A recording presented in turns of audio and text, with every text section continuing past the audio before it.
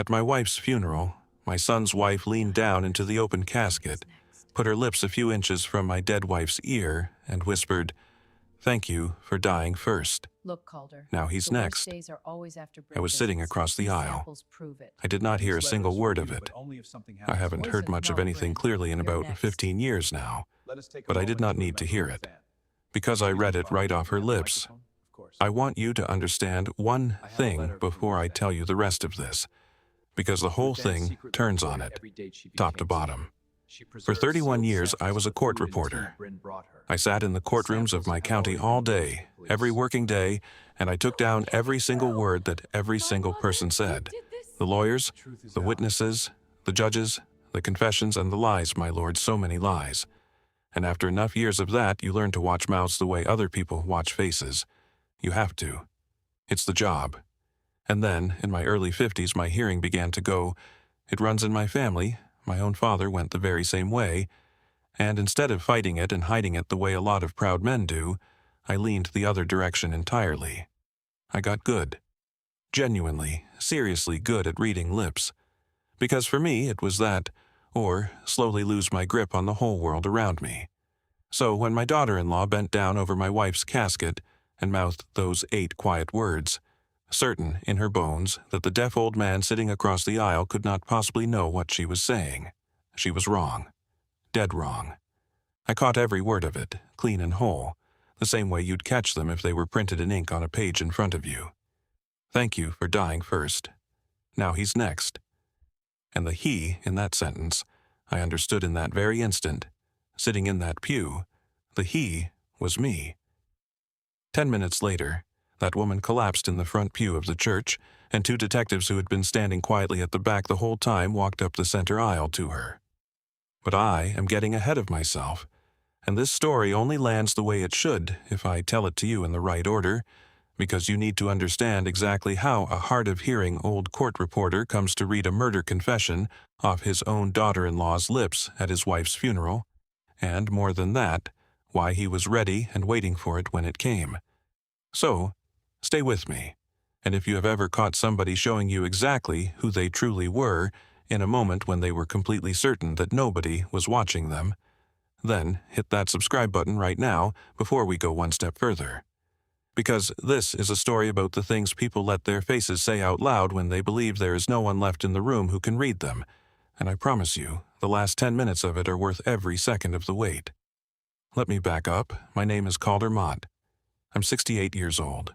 For 31 years, I sat in the courtrooms of my county as an official court reporter, with my fingers resting on that little stenograph machine, taking down every word of every trial that came through those doors, the attorneys and the witnesses and the judges, the sworn testimony, the breakdowns on the stand, the confessions and the lies.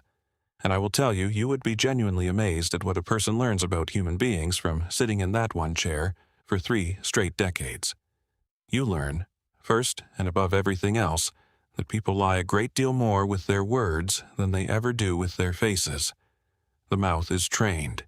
People train the mouth their whole lives to say the acceptable thing. But the face slips. The face lets the truth leak out around the edges for just a fraction of a second before the words catch up and paper over it. And a man whose entire job is to sit and watch people talk, all day, every day for 31 years, eventually gets to where he can see that second thing living underneath the first thing. It is not a magic trick, and I've never once claimed it was. It is just an enormous number of hours doing one thing until you can't help but be good at it. Then, in my early 50s, my hearing began to fail me.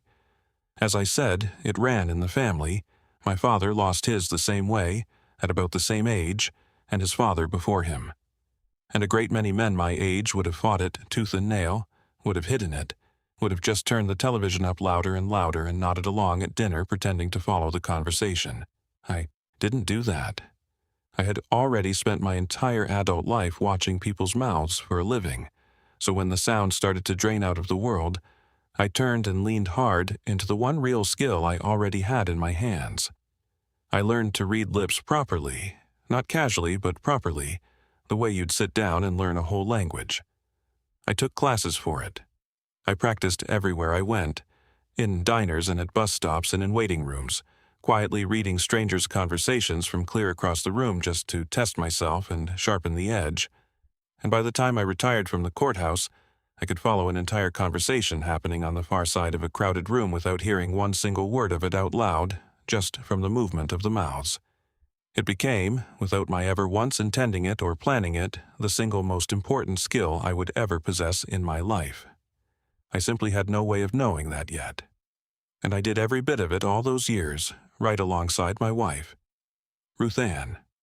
Ruth Ann and I were married for 43 years. I met her when I was 24 years old and she was 22, and I want to tell you plainly, I have loved exactly one woman in the whole of my life, and it was her, from the very first week I knew her all the way to the very last day I had her. She was sharp, sharper than me, and I am not a dull man, so understand what I'm telling you. She was the kind of woman who noticed absolutely everything and said very little about it. She could sit quietly in a room full of people at a party, not saying much at all, and afterward, in the car on the way home, she could tell you which two people in that room had been quietly furious at each other all evening, and which one was about to lose their job, and which one had been lying about where they'd been the previous weekend. All of it assembled from little things that not one other soul in that room had caught. She missed nothing. I need you to remember that about my wife, and hold on to it, because it matters more than anything else in this story. She missed absolutely nothing, right up until the very end, and it turned out to be the one thing that reached out from beyond the grave and saved my life. We had one son together, Denny. He came along in 1987, when I was 30 years old, and he is a good man. A soft-hearted, open, deeply trusting good man, which is a truly wonderful thing for a person to be, and, as it turns out, a genuinely dangerous thing for a person to be, and I will get to exactly why. Denny grew up, and Denny did well for himself, and Denny fell in love, and about 5 years ago now, my son Denny got married. Which brings me at last to Bryn. Bryn Vasco married my son 5 years ago, and I am going to be completely honest with you about my very first read on the woman, because I have gone back over it in my mind more times than I could ever count. I did not trust her. And I want to be very careful here because I know exactly how that sounds coming out of an old man's mouth. The sour, disapproving father-in-law who never thinks anybody alive is quite good enough for his boy. That was not it. That genuinely was not it. I had liked plenty of the people Denny brought around the house over the years, girlfriends and friends both, liked them easily and warmly.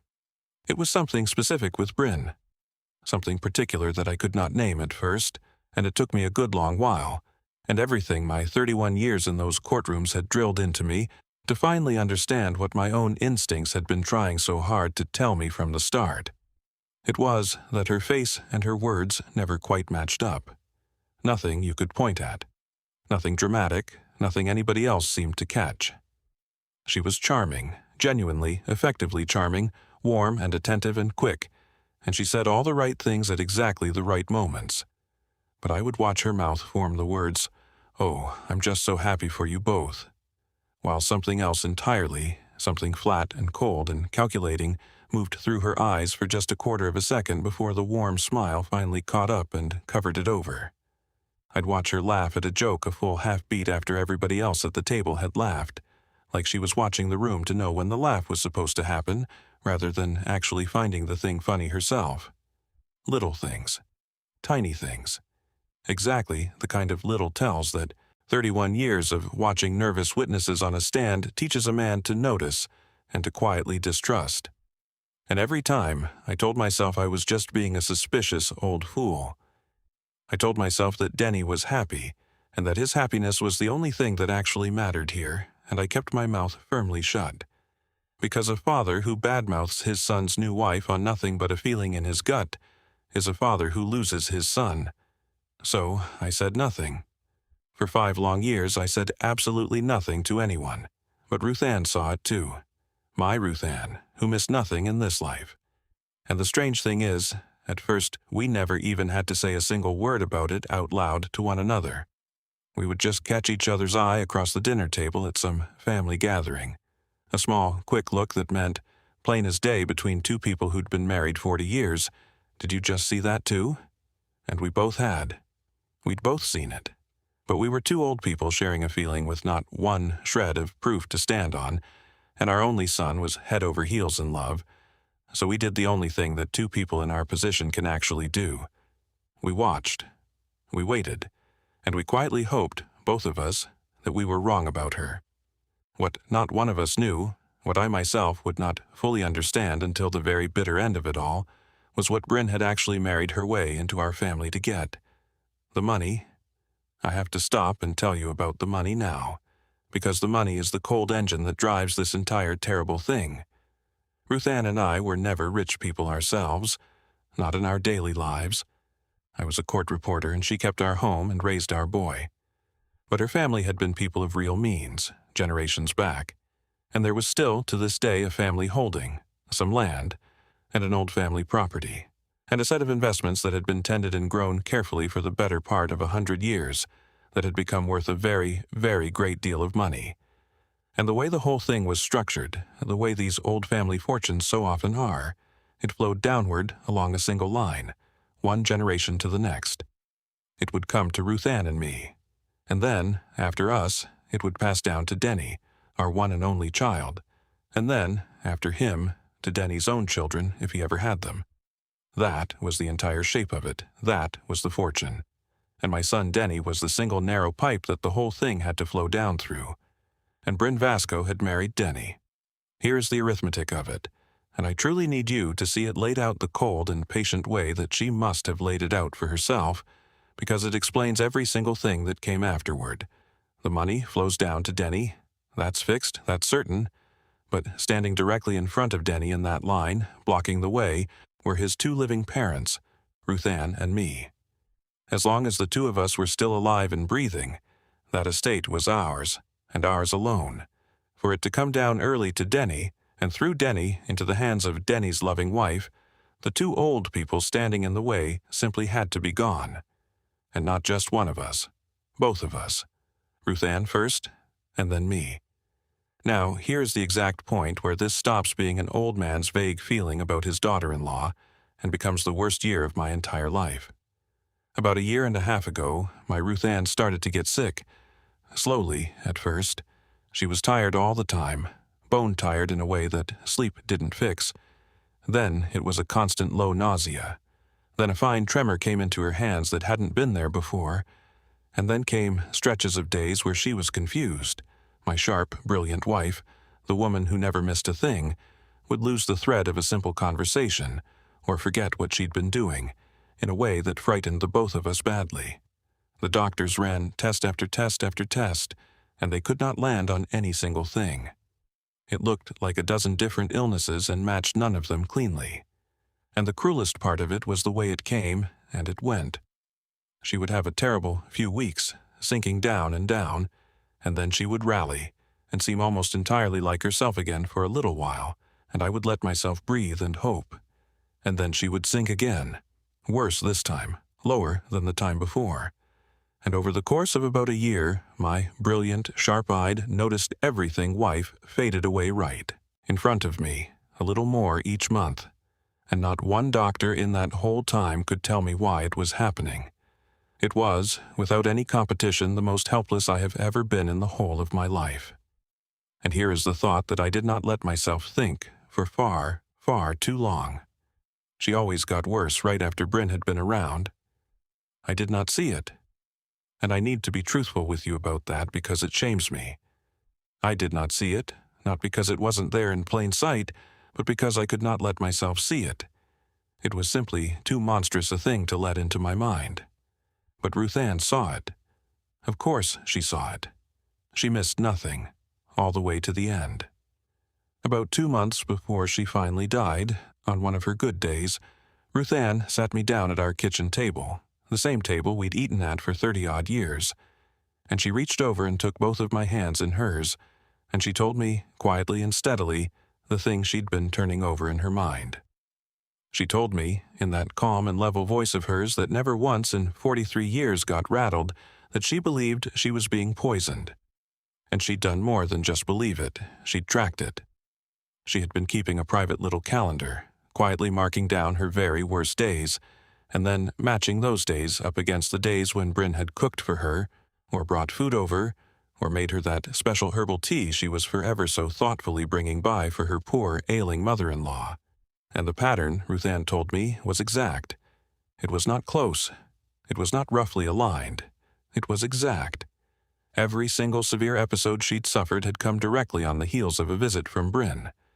I told her she could not possibly be serious. I told her it was too terrible a thing to be true, that people don't do that, not to family. And my Ruth Ann just looked at me, with those sharp, clear eyes that had never one single time in 43 years been wrong about a person, and she said, "Calder, I have never once misread a human being in my entire life.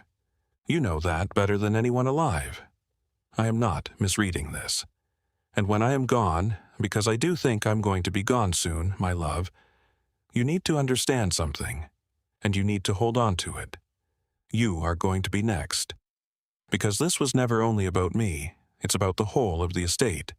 And once I'm gone, you are the very last thing standing between that woman and everything she married our son to get." I did not want to believe my wife.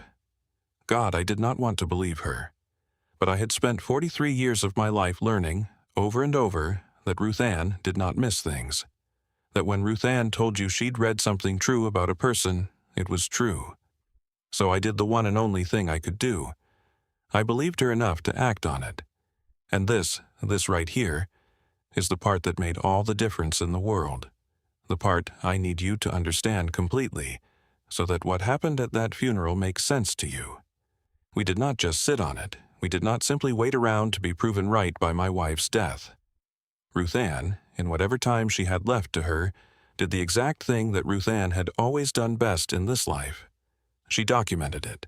She wrote all of it down, the calendar, the pattern, every date, every single thing she had observed and matched up, in her own careful, precise hand. And she did more than even that. On a couple of the occasions when Bryn came by and brought food and brought that tea, Ruth Ann, and God bless the pure steel in that woman, sick as she was, quietly did not eat it. She didn't drink the tea. She saved it instead, set it aside, sealed it up in containers and dated them in her own handwriting. And I took all of it, her written account, the sealed samples, the calendar, the whole of it, to the police. I want to be truthful with you about how that went because it was not a movie, and it did not happen fast or clean. At the very start, they were gentle with me in exactly the way that people are always gentle with a frightened, grieving old man who they suspect might be imagining terrible things out of his own fear and sorrow. But Ruth Ann's documentation was so careful and so precise and so exactly the kind of meticulous, dated, cross-referenced record that a court reporter's wife of 43 years would know how to keep, that one detective took it seriously enough to actually open a file on it. And then, when Ruth Ann finally passed, when my wife of 43 years finally died, after one last terrible month that I will not describe to you, that same detective did the one thing that changed absolutely everything that was to come. Because there was already a file open, and already a documented suspicion sitting on the record, and already sealed samples logged into evidence, he was able to order a toxicology screening, a real, proper one, on my late wife's body and on the samples she'd had the presence of mind to save. Now, the funeral itself came before the full toxicology results had come back from the lab, but, and this is the whole point of it, the investigation was already alive. The machinery was already turning, quietly, in the background. The detectives already knew. And two of them came to my wife's funeral, quietly, unobtrusively, standing at the back in dark suits, looking for all the world like any other pair of mourners come to pay respects, because that is precisely what they do when a case is live and they want to see, with their own eyes, who shows up to the funeral, and exactly how those people behave when they get there. And Bryn did not know one single word of any of that. That is the entire crux of it. Bryn believed all the way down that she had gotten clean away with it. She believed that Ruth Ann had been nothing more than a sick old woman who had finally, conveniently, died on schedule, and that the doddering, half-deaf old widower sitting across the aisle from her was simply the last remaining easy obstacle standing between her and a very large fortune.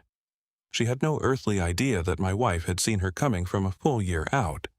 She had no idea that there were sealed, dated samples of her poison sitting in a police evidence locker across town. And she most certainly had no idea that there were 2 quiet detectives standing at the very back of that church, watching her every single move. And she had no idea, none at all, that the deaf old man across the aisle could read her lips. So, the funeral.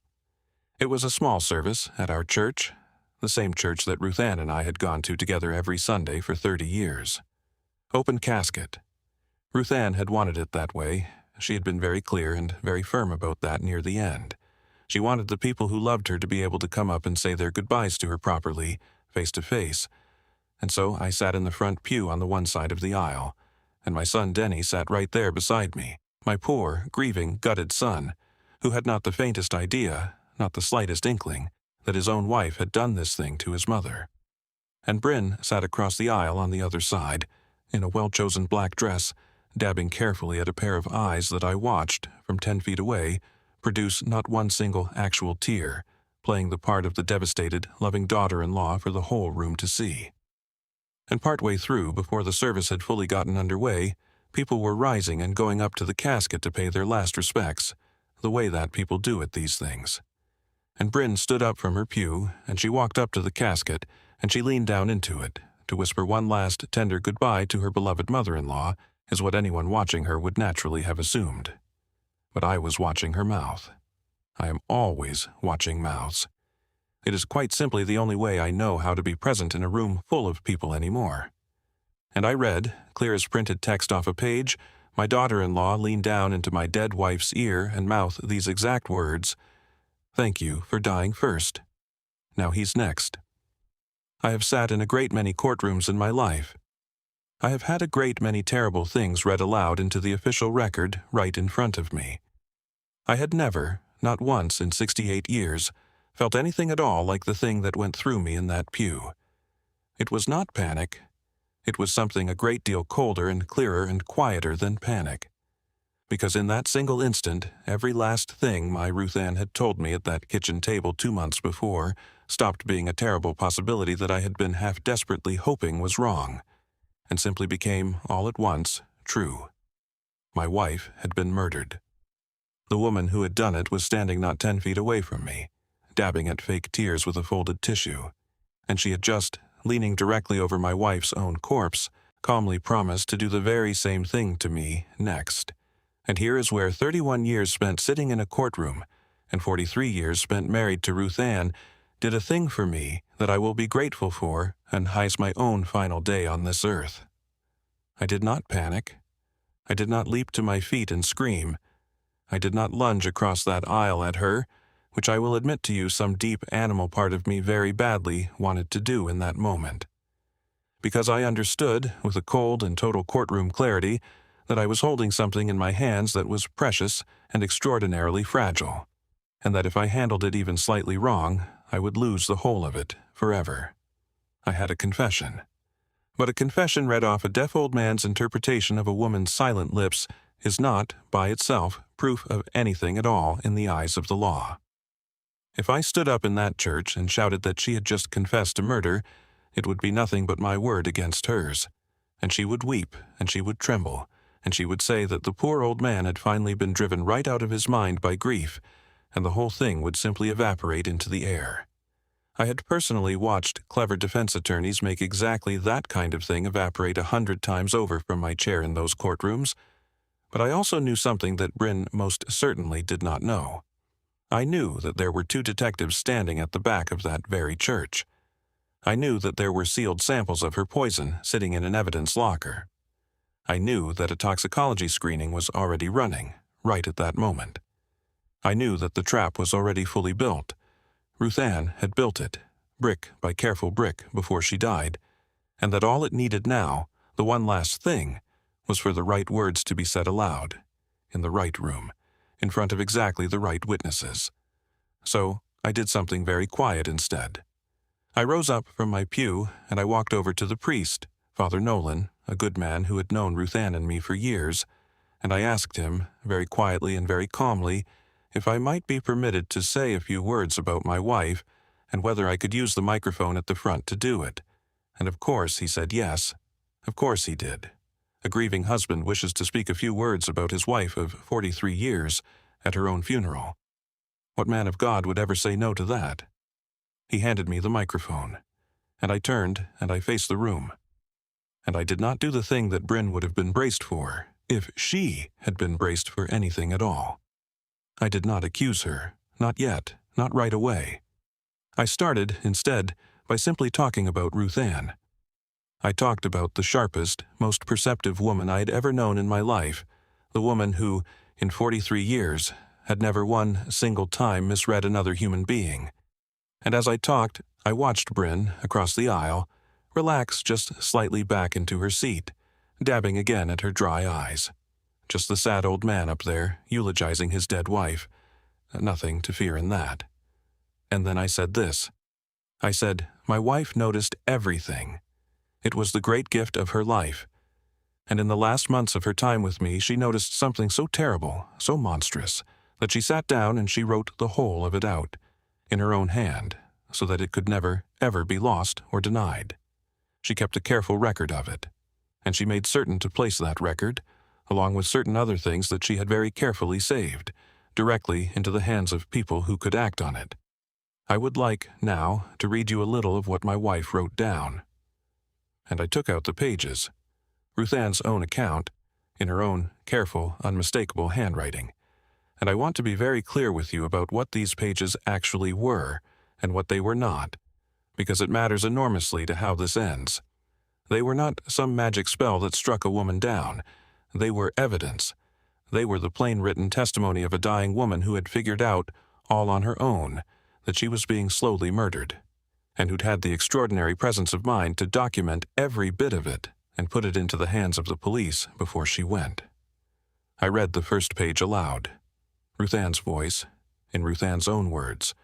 How she had first started getting sick, how she had begun quietly tracking it, how she had come to notice that she always, without fail, got dramatically worse right after the same one person brought her food and brought her tea. I did not say a name. I did not have to say a name. I simply watched Bryn's face from across that aisle, and I watched the carefully dabbing hand slow right down and then stop altogether. And then I turned to the second page, and on that second page, Ruth Ann had written down the full pattern of it, all the dates matched precisely against every single visit. And then, beneath all of that, she had written the sentence that I now read aloud, slowly and clearly, into that microphone, while I watched my daughter-in-law's face the entire time I spoke. I have saved samples of the food and the tea. They are sealed and they are dated. If I die, they must be tested, and this account and those samples must be given to the police, which I myself have already arranged to be done. I know exactly who is doing this to me, and I know precisely why, and I know that my husband is meant to be the next one after me. I will not let her have him too. I did not finish reading that page, because before I ever got down to the bottom of it, right at the words, I have saved samples and given to the police, and I have already arranged, I watched the entire thing land all at once on Bryn Vasco's face. I was reading her the whole time, remember? I am always reading faces. It's the only way I know how to be in a room. And I watched her come to understand in real time, in the space of a few seconds, exactly what it was that I was truly telling her. Not simply that she was being accused. An accusation she could have handled. She'd have wept and denied it, and played the wounded innocent to the hilt. No. What landed on that woman's face and drained it white was the dawning understanding that the trap had already closed. That there were physical samples. That the samples were already sitting in the hands of the police. That a toxicology screening was already running, right now, on those samples and on Ruth Ann herself.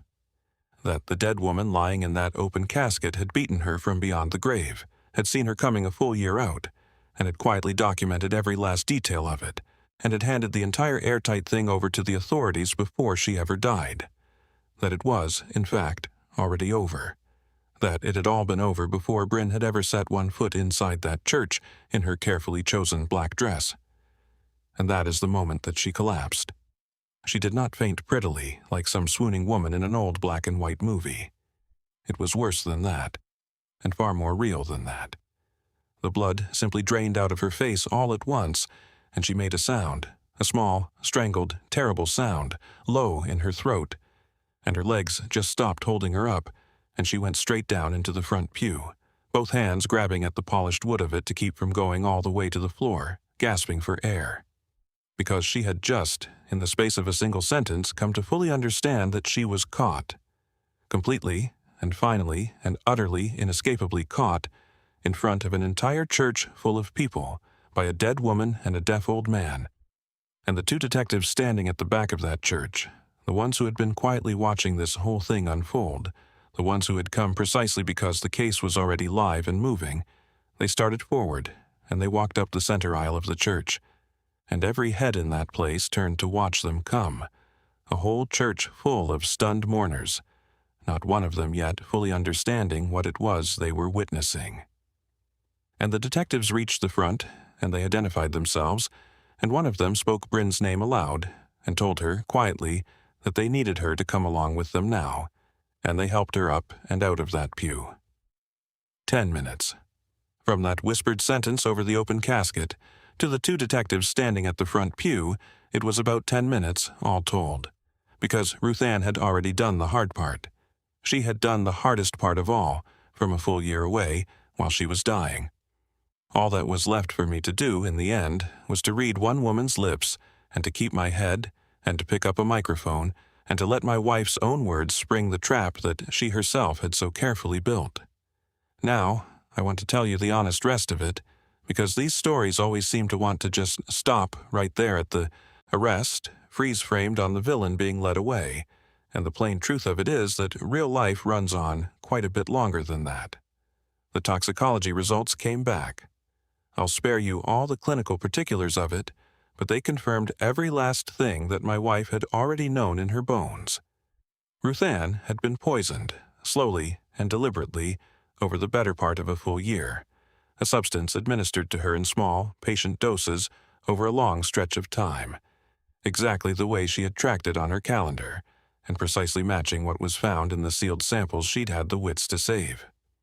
It was, the detective told me some time afterward, one of the most thoroughly and carefully self-documented cases he had ever worked in all his years, and the entire reason it was going to hold up in a court of law was owed almost completely to Ruth Ann herself. My wife solved her own murder. From beyond the grave, she solved it. All I ever did was stand up and read it aloud into a microphone. Bryn was charged.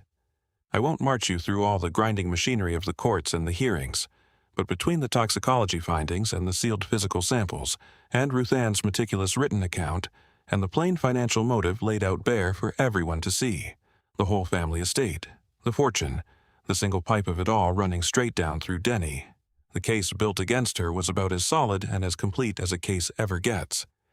She is going to answer for what she did to my Ruth Ann, and for what she had every intention of doing next to me, for a very, very long time to come. But the person I hurt for, then, in that church and every day since, was Denny, my son. Because Denny did not simply lose his mother that week. In the space of about 10 minutes in that church, my soft-hearted, trusting, good-natured son lost his mother, and his wife, and his entire understanding of the last 5 years of his own life, all at once, all at the same time, in front of a room full of people. He had loved her. He'd had no idea, not the faintest suspicion. He sat there in that front pew and watched his own wife collapse and get led away by 2 detectives while his father stood at the front and read his mother's murder into a microphone. And I will not forget the look on my son's face in that moment as long as I live and breathe. There are some griefs in this world that you simply cannot protect your children from, no matter how badly you want to, no matter what you would give. I would have given anything I had, anything at all, to protect my boy from that particular one, and I could not. But here is what I can tell you about my son, and it's the thing I hold on to. He is a great deal stronger than his soft heart makes him look from the outside. It broke him for a good long while. Of course it did. It would have broken anyone alive. But he came through it. He came out the other side.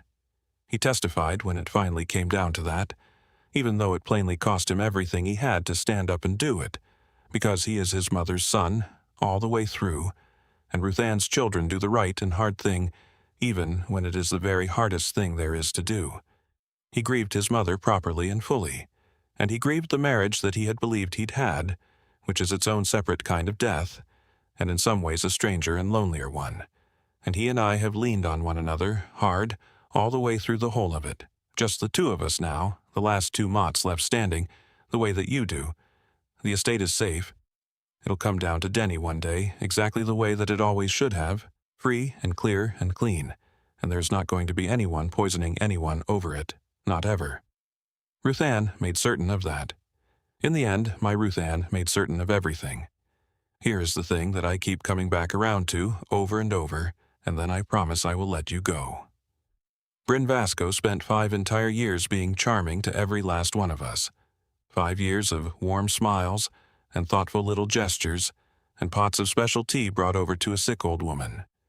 And underneath the whole of it, the entire time, was a thing that my Ruth Ann saw from the very first day, and that I only ever half let myself see, because the face slips, but only if there is someone there watching for it, and my wife was always, always watching.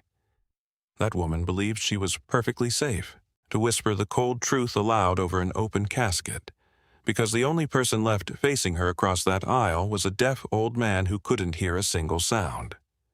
She forgot, if she ever knew it at all, that a man can be watching very closely even when he cannot hear a thing. She forgot that some of us have spent the whole of our lives learning to read the second thing that lives underneath the first thing. And she never once, in 5 years, imagined that the sharpest woman that either she or I ever knew had already read her, clean through, a full year before, and had left me, in her own careful hand, every single thing that I would ever need to finish it. So let me ask you something, and I really do read these. Do you believe that some people can simply see straight through other people, the way that my Ruth Ann always could, right down to who they truly are underneath, past every warm smile and every kind word and every thoughtful gesture? Have you ever known a person like that in your own life? Or have you ever, maybe without even knowing it at the time, been saved by one? I would honestly love to hear about it. And let me ask you this one too, and I mean it.